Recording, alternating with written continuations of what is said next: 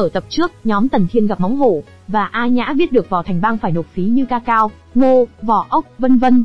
Nhóm Tần Thiên bị cướp nhưng may mắn Móng Hổ tới giúp, bọn cướp liền chạy mất hút. Móng Hổ giúp nhóm Tần Thiên vào thành rồi cùng nhóm Tần Thiên tìm tộc nhân của So Lam. Ông chủ quán rất thích da điêu của Tần Thiên, đổi một lông vũ bằng 100 cacao. Do Móng Hổ và A Nhã cứ bám lấy, mà nhóm Tần Thiên cũng muốn ăn thử cacao mật ong này, Tần Thiên đành hy sinh mấy cái lông vũ để mời mọi người. Sau khi ăn miếng đầu tiên phải đặt bát xuống ngay lập tức. Jana, Tần Thiên và Nick cảm giác như chết tại chỗ vì Jana thấy mùi vị của nó lạ lắm, như quả bị chín thối phết thêm mật ong. Tần Thiên hối hận vì tính quá hiếu kỳ, trong cacao lại bỏ thêm ớt. Nick thấy nó vừa đắng lại vừa cay, vị này quá kinh sợ. Còn Azuba, Móng Hổ và A Nhã thì lại hút một hơi hết bát. Móng Hổ và A Nhã ăn xong cảm ơn Tần Thiên.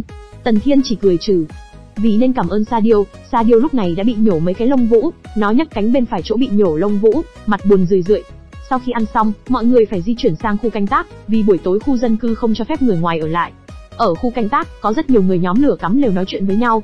Nhóm Tần Thiên cũng ở trong đó. Tần Thiên đang nhìn lên trời nghĩ văn minh Maya đến từ không gian bên ngoài. Chưa kịp nghĩ tiếp thì A Nhã đang ngủ trong lòng Móng Hổ thấy rất nóng. Tần Thiên tưởng A Nhã do ngồi gần lửa lên bị nóng định bỏ bớt củi, nhưng anh trai cô đã nhanh chóng bế cô chạy ra sông. Cô rất đau. Sau khi được ngâm vào nước, A Nhã cũng bớt dần. Buổi sáng Tần Thiên đành mời hai anh em Móng Hổ vào quán cũ, vì đêm qua khi anh em họ quay về cả người đều ướt sũng, như vớt từ dưới sông lên. A Nhã hôn mê, dáng vẻ suy yếu nhưng sáng nay thì lại tỉnh như không có chuyện gì. Tần Thiên không tiện hỏi, vì mỗi người đều có bí mật, đành để anh em họ tự nói. Lần này, Sa Điêu lại bị mất mấy cái lông bên cánh trái. Nó dương cánh bên đó nhìn thấy mất lông mà đau buồn. Mọi người trên 4 khu dục nhau nhanh chân đến thần miếu, bên đó đang tổ chức cuộc thi thánh cầu. Tần Thiên và mọi người biết đây là cuộc chơi nên cũng muốn qua xem. Ngoài cửa trang trí đầu rồng hai bên, bên trong tường vẽ những bức họa. Móng Hổ cho biết bức họa này là đại nhân Echua, chủ đề chiến tranh, đột tử và tế lễ, hắc chiến thần, thần mưa Chage, thần âm phủ Apo, nữ thần mặt trăng Israel, vũ xà thần cấp Ulcan, trên đầu có một con rắn lớn, hóa thân của thần. Có một bức họa màu sắc diễm lệ, mọi người quỳ xuống trước một người tay cầm ánh sáng vạn năng. Bức này mới được vẽ thêm, tên là nữ thần trí tuệ, từng giáng xuống nơi này dạy tri thức cho tế tư. Nhìn đường bức họa trải dài này, Tần Thiên không kìm được mà nhớ đến bích họa Đôn Hoàng. Hai nơi này đều vẽ đầy hình tượng của thần, đều là chân bảo của từng dân tộc. Những bức họa Maya ngoài vẽ thần ra thì còn vẽ những cái khác, có cả quá trình và trải nghiệm của tế lễ. Tần Thiên nhìn thấy lạnh lòng, nhưng không thể nói người Maya là một tộc tàn bạo khát máu. Các nền văn hóa trên thế giới, ở những bước sơ khai vẫn sẽ nhìn thấy bóng dáng của việc tế hiến con người. Văn hóa Hoa Hạ cũng vậy, đây là một trong các giai đoạn để phát triển của văn hóa. Nhóm Tần Thiên xem không lâu, liền đi ra ngoài. Lúc bọn họ rời khỏi hành lang dài sượt, chính là những kim tự tháp trùng trùng điệp điệp như núi. Kim tự tháp Maya đều tập trung ở khu thần miếu quan trọng. Đi giữa các kim tự tháp cao lớn, Tần Thiên liền có cảm giác như đang đi dưới những bước chân của người khổng lồ, thị giác truyền đến một loại kinh sợ. Trong đó, có một quảng trường ở trước một kim tự tháp, có rất nhiều người tập trung, lúc này lại có không ít người đi về hướng đó, chính là hội thi thánh cầu. Mọi người ở ngoài hô hào, quy tắc của thánh cầu chỉ cần đá bóng vào trong vòng đá của đối phương là thắng. Nhưng phải chú ý, trong thi đấu không thể dùng tay, không thể dùng chân đá, chỉ có thể dùng đùi, vai trước, đầu gối và mông để đánh. Có thể ra tay đánh người, đánh chết đối thủ rồi đưa bóng vào vòng là thắng. Bỗng quả bóng đang hướng về phía Tần Thiên, anh định bắt nó bằng tay nhưng do lực quá mạnh mà bị bật ra rất mạnh. Móng Hổ đỡ bằng tay rất đơn giản.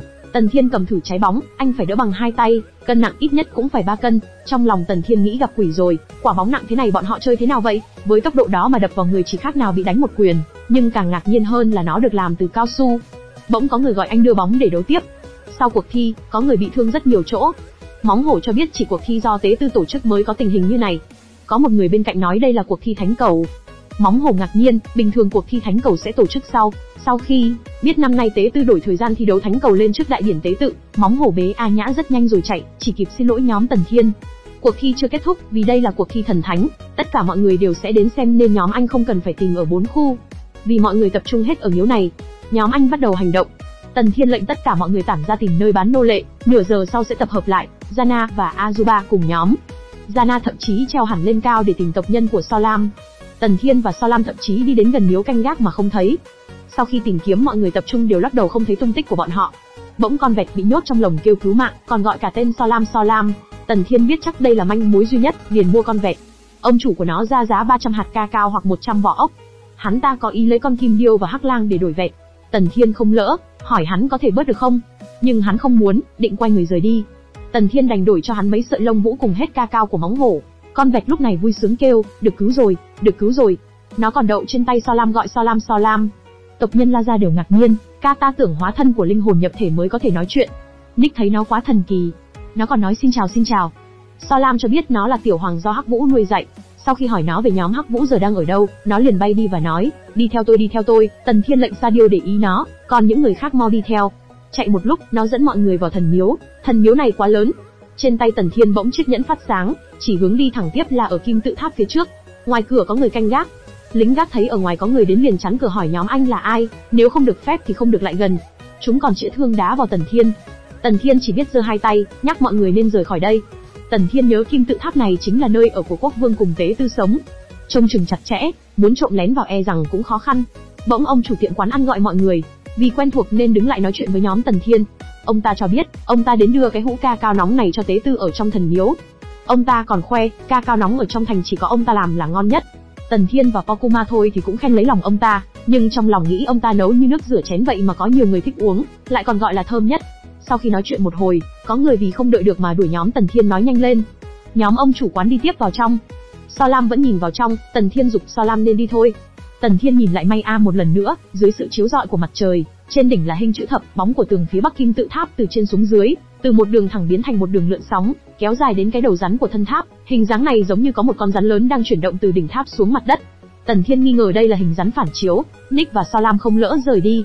Bỗng So Lam nghĩ ra một cách làm sao để bọn họ mời nhóm anh vào. Nhóm anh nên chuẩn bị chút. Chỉ có ca cao nóng mới vào được bên trong thần miếu, nên nhiệm vụ tiếp theo của nhóm anh chính là đi thu thập ca cao lượng lớn. Tần Thiên không biết tại sao chiếc nhẫn lại chỉ vào kim tự tháp, trong đó nhất định có nguyên nhân, anh thề nhất định phải vào xem mới được. Nhóm Tần Thiên lấy lông vũ của Sa-diêu đến mấy quầy bán đổi lấy ca cao. Tần Thiên thấy họ bán cả khoai lang, anh không ngờ vùng đất châu Nam Mỹ này là quê hương của nó. Anh thu thập cả khoai lang và rau thơm, vì chúng là nguồn gốc để kế hoạch của nhóm anh thành công. Đến tối, nhóm Tần Thiên bắt đầu nướng khoai lang, nó tỏa ra mùi rất thơm. Mọi người đều ăn thấy rất ngon và mềm. Riêng Azuba mỗi tay cầm một củ. Nick cầm khoai tới chỗ Tần Thiên, cô tưởng Tần Thiên mua nhiều là để làm đồ dự trữ thức ăn, nhưng khi biết nó tiêu hóa nhanh trong thời gian ngắn sẽ khiến người ta cảm thấy đói lại còn. Tần Thiên chưa nói xong với Nick thì Azuba ví dụ ngay. Kataza gõ lên đầu Azuba vài cái vì cái tội vô duyên hết sức. Lý do Tần Thiên mua nhiều khoai lang là vì để chế tạo một loại nước đường phối với ca cao nóng. Ăn xong mấy người Tần Thiên bắt đầu chế tạo ca cao nóng, vì để tiết kiệm thời gian, bọn họ chia làm hai nhóm, chế tạo nước đường và ca cao nóng. Tổ của Tần Thiên phụ trách thả các miếng khoai lang đã được cắt thành miếng vào nồi nấu, tổ của So Lam phụ trách hong khô ca cao. Không bao lâu, nước nấu khoai lang đã biến thành màu hồng nhạt, nó chính là đường được tiết ra. So Lam dùng cối giã hạt ca cao thành bột. Sau một khoảng thời gian, trưng cất thủy phân dư trong nước đường, đọng lại chính là nước đường dính. Bên này, giã ca cao xong, So Lam lại cho rau thơm mua được vào cối giã thành bột. Sau khi đun nóng bột ca cao với nước, nó bốc ra mùi thơm mê hoặc. Có người trong nhóm anh vẫn bị ám ảnh khi ăn ca cao nóng, dù bây giờ nó có mùi thơm cũng không dám ăn lần nữa. Đổ thêm nước đường làm điều hòa vị đắng, cộng sữa làm tăng vị ngon. Cuối cùng thêm một ít mùi của rau thơm. Sau khi nấu xong, mỗi người thử một bát. Azuba thấy ngon hết sảy, ngon gấp trăm lần ông chú trong thành. So Lam thấy rất ấm áp. Còn Nick không ngờ hai vị đối lập đắng ngọt giờ đây nó lại bù trừ cho nhau. Tần Thiên nếm thử vẫn thấy nên bỏ thêm ít nước đường. Pokuma đề nghị Tần Thiên bỏ mật ong. Tần Thiên cho biết mật ong nếu đun nóng trên 60 độ thì sẽ biến chua, mất đi vị ban đầu, nhưng nước đường thì sẽ không bị như vậy. Cũng có thể để ca cao một thời gian rồi mới cho mật ong sau, nhưng mật ong và ca cao sẽ không thể dung hòa mùi vị, khiến cho mùi vị trở nên bị tạp. Sáng ngày hôm sau, nhóm Tần Thiên bắt đầu mang đi bán, mọi người ở xa đã ngửi thấy mùi thơm. Họ bắt đầu lần theo mùi thơm tới. Tần Thiên bắt đầu quảng bá sản phẩm, đi qua ghé qua, chứ đừng bỏ qua, đến đây xem thử đi, nhìn thử đi, ca cao ngon nhất thành đây. Khách khứa bắt đầu lờm lợp đổ tới mua, người thì mua thêm bát nữa, thi nhau xếp hàng. Ở đây chỉ đổi vật phẩm giống như tiền trao cháo múc. So Lam và Nick nhiệm vụ phục vụ. Các quan khách ai lấy đều sảng khoái, vì đây là lần đầu tiên họ thấy vị của nó quá phê, có người còn tưởng thần đang triệu hồi họ. Ca cao nóng của nhóm Tần Thiên được hoan nghênh hơn cả trong tưởng tượng, thoáng cái qua một tiếng, nhóm Tần Thiên đã bán hết sạch. Nhóm Tần Thiên lại thu được số lượng lớn ca cao, thành phẩm lại gấp đôi. Azuba khoác bao hạt ca cao sau lưng liền tới khoe với Tần Thiên. Tần Thiên vui sướng mãi không thôi vì đây công sức bỏ ra của mình. Nhiệm vụ của nhóm Tần Thiên là mở rộng món ca cao nóng của mình đến khắp thành, cuối cùng truyền đến tai của tế tư, vì để đạt được điểm này, mà nhóm Tần Thiên lại phải tiếp tục sản xuất ca cao nóng ngon, sau đó bán khắp nơi trong thành, để truyền đi danh hiệu ca cao nóng này càng nhanh, càng sớm đạt được mục đích. Thánh cầu vẫn đang diễn ra, nhóm Tần Thiên vẫn không ngừng bán ca cao nóng. Tần Thiên suy đoán mấy ngày vừa rồi người trong thành sĩ số đã có 3 đến 4 vạn, không đến một tuần thì tế tư trong thành sẽ để mắt đến. Bỗng ở khu vực thánh cầu, không biết ở đâu xuất hiện đống rơm di động. Mọi người trong thánh cầu đến tấn công nhưng đều bị thất bại. Có người nghĩ rõ ràng mình đã đánh xuyên qua cơ thể hắn, mà sao lại không trúng. Tần Thiên và Kata thấy đống rơm di động rất lợi hại, dưới sự vây công của 5 người mà lại chỉ dùng có một chiêu để thay đổi cục diện, hắn mạnh như son mon son. bỗng có một cậu bé sau lưng khoác rất nhiều đất đèn xin làm việc tại quán Tần Thiên. Cậu bé chỉ xin một ít ca cao nóng, vì mấy ngày nay cậu đã chưa có gì bỏ vào bụng. Tần Thiên không nghĩ gì liền múc một bát to đầy cho cậu. Cậu ta rất bất ngờ, cảm ơn anh, còn không bỏ giỏ đồ xuống mà uống ngay. Sau khi bỏ giỏ xuống, hệ thống của Tần Thiên hiện lên, đất đèn, thành phần chủ yếu là CaLCi carbide, công thức hóa học là CaC2, tinh thể màu trắng.